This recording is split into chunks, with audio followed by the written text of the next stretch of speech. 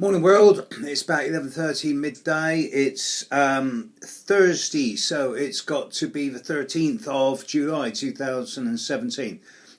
This is the first of two videos today. I'll explain more in a minute, but let's deal with the business at hand first of all. As I speak, the Sun's in Cancer. It's clearing opposition from Pluto. It's approaching conjunction to Mars. They're only about 2 or 3 degrees apart now, getting closer every day, hitting peak around the 25th, 26th, 27th of July, when a lot of people are being hit by the Sun-Mars conjunction. And if you've got planets in your chart in early Leo, early Aquarius, early Taurus or Scorpio, then yes, the Sun-Mars conjunction at the end of this month is going to affect quite a lot of people, a good 5 to 10% of the planet's population, I suspect. Also today, the moon is now in early Pisces, coming up to conjunct Neptune over the next 12 hours or so. And what I'm finding is that there's a lot of people out there, and I found this in my emails and phone calls in the last 48 hours, a lot of people out there are getting what they think and what they're calling is eclipse fever. It's not.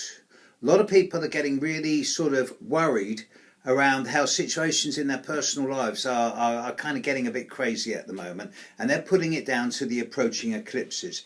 It's not. The eclipses that are coming up in August and again in February of next year, sure, they're big and they're very significant, but their preliminary effects are being masked by what else is going on in the sky before the eclipses in the short term. And here I'm referring to the upcoming square from Jupiter to Pluto.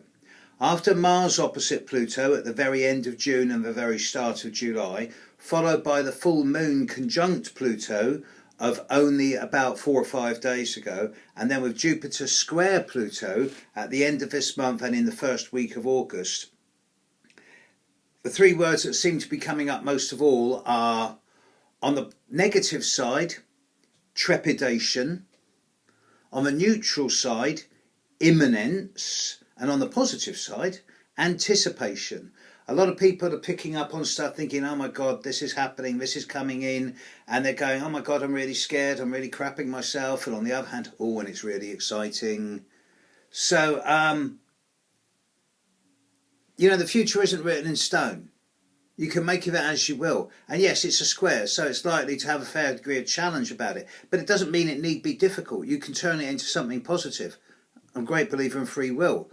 So you've got to look at this in a positive way and say, yes, it's going to lead to over-the-top situations. It's going to make things a bit out of control. But if I manage it, if I work with it, if I dance with the flow of change instead of resisting it, should work in my favour.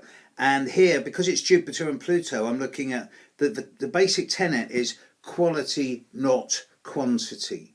There's going to be a lot of over-the-top situations, mountains made out of molehills, things blown out of proportion. But if you keep it so that you go for the top 10% as opposed to the top 80%, you'll reap the cream of the crop and you'll get the best of it, and you won't let things get out of proportion. Whereas if you buy into the hype and spin, it's going to go ballistic. This is what's coming up. So forewarned is forearmed.